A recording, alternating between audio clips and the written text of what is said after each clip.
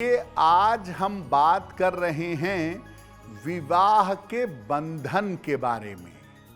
तो सबसे पहले जानते हैं कि कौन से ग्रह होते हैं जो विवाह के बंधन को जोड़ते हैं और विवाह के बंधन को मजबूत बनाए रखते हैं, यानी वैवाहिक जीवन को अच्छा किए रखते हैं।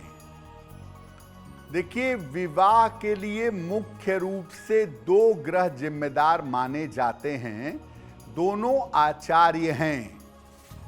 महिलाओं के विवाह के लिए बृहस्पति देव सबसे ज्यादा इंपॉर्टेंट हैं, महत्वपूर्ण हैं, और पुरुषों के लिए शुक्र को विवाह का कारक माना जाता है।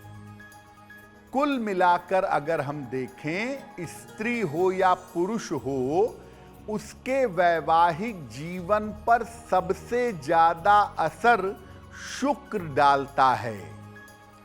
शुक्र अगर किसी कुंडली में खराब हो गया या गड़बड़ हो गया तो विवाह का बंधन मजबूत नहीं रह पाता।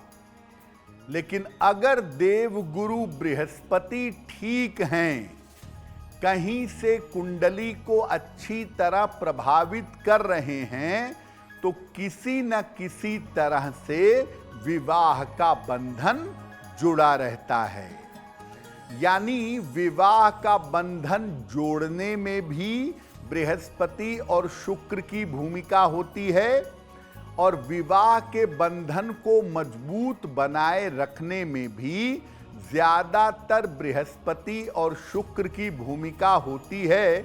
और अगर बृहस्पति की पवित्रता कुंडली में है तो ये लाख मुश्किलों के बावजूद भी वैवाहिक जीवन को बचाए रखता है। मंगल के बारे में, मंगल जो है वो रिश्तों का स्वामी है, रिश्तों का कारक है।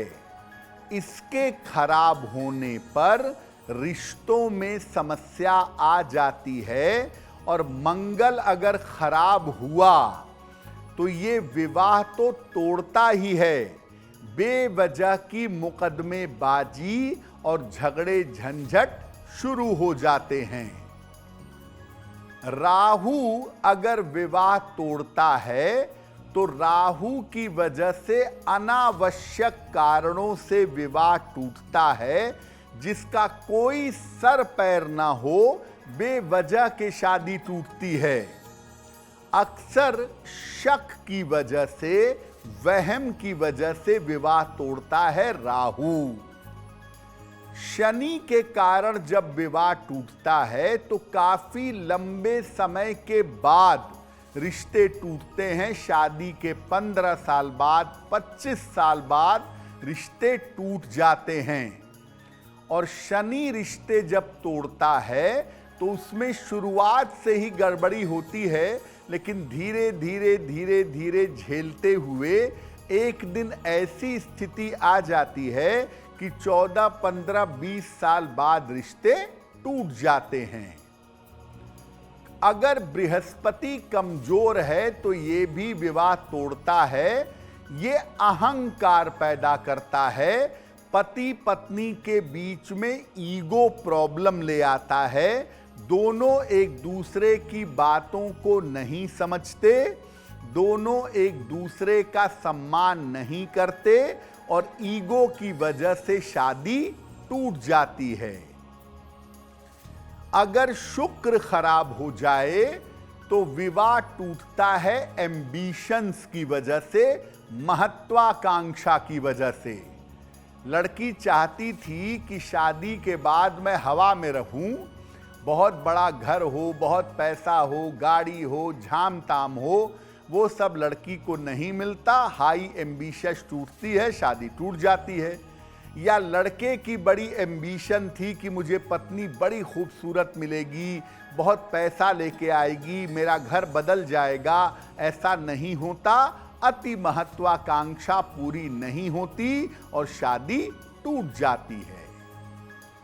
तो बहुत सारे ग्रह अपने अलग अलग कारणों की वजह से विवाह के बंधन को तोड़ देते हैं। से वैवाहिक जीवन में मार पीट, हिंसा, झगड़ा, मुकदमेबाजी चल रही है तो हनुमान जी की उपासना करिए।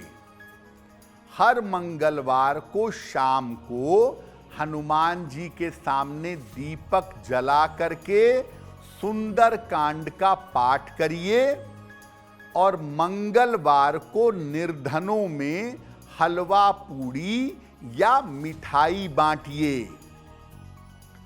अगर राहु की वजह से वैवाहिक जीवन में अनावश्यक दिक्कत आ रही है, शक पैदा हो रहा है, वहम पैदा हो रहा है, पति पत्नी एक दूसरे पर भरोसा नहीं कर पा रहे हैं, तो भगवान भैरव की उपासना करिए और हर रविवार को मीठी चीज का और उड़द की दाल का या उड़द के वड़ों का अगर दान करें तो बहुत अच्छा होगा। अगर शनि की वजह से आप वैवाहिक जीवन में लगातार झेल रहे हैं, चीजें ठीक नहीं हो रही हैं, आप सोचते हैं कि शादी से अलग हो जाना चाहिए, तो शनि मंत्र का नियमित रूप से जप करिएगा। रोज शाम को ओम शं शनैश्चराय नमः पढ़िएगा और शनिवार को पीपल के नीचे दीपक जलाइएगा। बृहस्पति अगर खराब है और ईगो प्रॉब्लम पैदा हो रही है वैवाहिक जीवन में, तो नियमित रूप से शिव जी की उपासना करिएगा। रोज सवेरे शिवलिंग पर जल अर्पित करके प्रार्थना करिएगा। ईगो समाप्त होगा, वैवाहिक जीवन बच जाएगा। अगर शुक्र की वजह से अति महत्वाकांक्षा है, हाई एम्बिशन में शादी टूट रही है, तो श्री हरि और माता लक्ष्मी की उपासना करिएगा। माता लक्ष्मी की जितनी उपासना आप भगवान विष्णु के साथ करेंगे, उतना ही आपका विवाह का बंधन बेहतर होगा। अब ये जानते हैं कि कौन से छोटे छोटे उपाय नियमित रूप से किए जाएं, जिससे पति पत्नी का बंधन अटूट हो जाए, पति पत्नी की जिंदगी बेहतर हो जाए। पहली बात, अपने शयन कक्ष का, अपने बेडरूम का रंग हल्का रखें, लाइट कलर रखें।